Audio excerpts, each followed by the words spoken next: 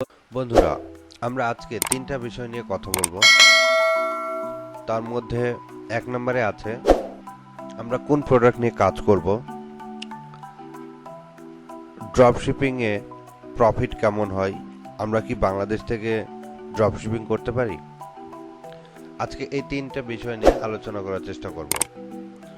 অনেকেই নতুন শুরু করবেন ভাবছেন, কিন্তু বুঝতে পারছেন না যে আপনি ড্রপশিপিং আদৌ করতে পারবেন কিনা, বা করতে গেলে সঠিক গাইডলাইন কি হবে এবং আপনার কিভাবে আগানো উচিত।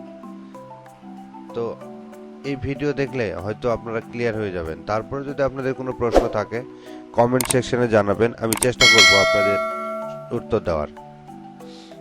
তো দেখি আমাদের কোন কোন প্রোডাক্ট নিয়ে আমরা ড্রপশিপিং করতে পারবো এবং কোন প্রোডাক্ট নিয়ে পারবো না। এখানে পারবো না বলতে পারবো নাটুকু বলে দিই, কারণ এখানে কোটি কোটি প্রোডাক্ট আছে, সবগুলো তো বলা সম্ভব না। মানে আমরা কোনগুলো অ্যাভয়েড করব এবং কেন করব। আমরা সেই প্রোডাক্টগুলো অ্যাভয়েড করব, যেমন হচ্ছে যে ফুড আইটেম ধরেন কাস্টমার আজকে অর্ডার করলো, আপনি ধরেন আপনি সেল করছেন ওয়ালমার্টে আর কিনছেন অ্যামাজনে। এখন কোনো কারণে শিপিংয়ের প্রবলেম হতে পারে, বা প্রোডাক্টের হয়তো অনেক সময় দেখা যায় যে কাঁচা প্রোডাক্ট তো এই কারণে নষ্ট হয়ে যেতে পারে। এই জন্য আপনারা চেষ্টা করবেন যে ফুড আইটেমগুলো অ্যাভয়েড করার, মানে যেগুলো আসলে মনে করেন যে পচনশীল সেগুলো।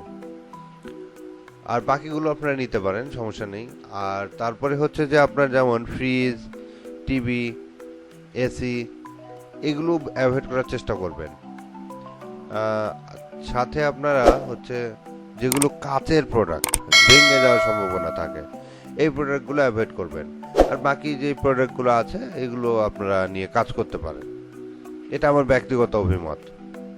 তারপরে যদি আপনাদের মনে হয় যে না আপনারা রিস্ক নিতে রাজি আছেন বা ওই প্রোডাক্ট নিয়ে কাজ করবেন, করতে পারেন, সমস্যা নেই। তো তারপরের বিষয় হচ্ছে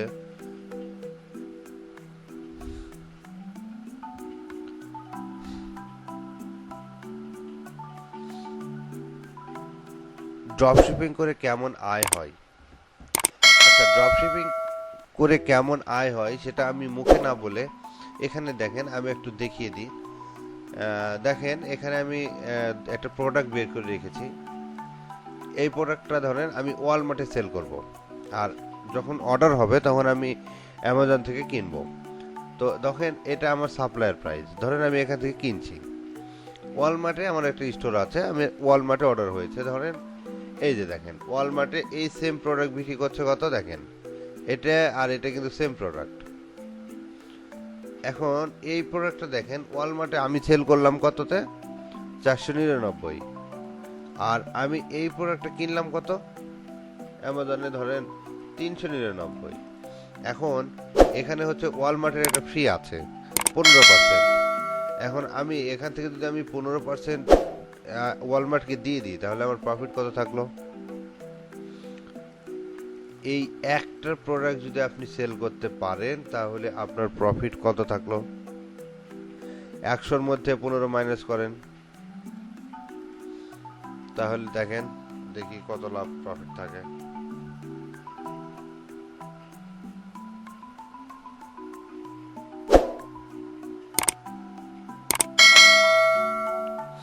ধরেন আপনার 100 মাইনাস 15, $85।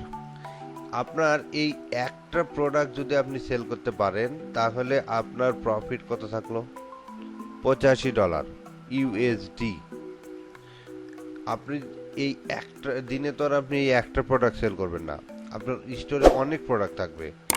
তো এরকম আপনি যদি ধরেন এই প্রোডাক্টটা দেখেন 129, প্রায় $30 ধরেন, $130 আপনি এই প্রোডাক্টটা কিনছেন, আর এই সেম প্রোডাক্টটা আপনি বিক্রি করছেন কত ওয়ালমার্টে, $172। 172 তাহলে 30, এখানে ধরেন 172 মাইনাস 130, আপনার হচ্ছে এখানে আপনার 15% ওয়ালমার্ট কাটবে, তাহলে ধরেন এখানে প্রায় $18, মাইনাস $18 করে দিই। $24 প্রফিট আছে। এই একটা প্রোডাক্ট যদি আপনি সেল করতে পারেন তাহলে আপনার $24 প্রফিট থাকবে। তারপরে দেখেন এখানে একটা প্রোডাক্ট আছে $110, এটা কিনা $111, আর এই প্রোডাক্টটা বিক্রি করছে কত, $168। তাহলে আপনি বুঝতেই পাচ্ছেন যে কি পরিমাণ টাকা এখান থেকে ইনকাম করা সম্ভব। তো অনেকের মনে প্রশ্ন আছে যে বাংলাদেশ থেকে ড্রপশিপিং করতে পারবো কিনা। দেখেন, বাংলাদেশ থেকে আপনারা ড্রপশিপিং করতে পারবেন, কিন্তু এই যে একটা প্রোডাক্ট ধরেন আপনি যদি একটা স্টোর থাকে আপনার, মিনিমাম আপনাকে প্রত্যেকটা দিন $1,500 থেকে আপনাকে অর্ডার করতে হবে।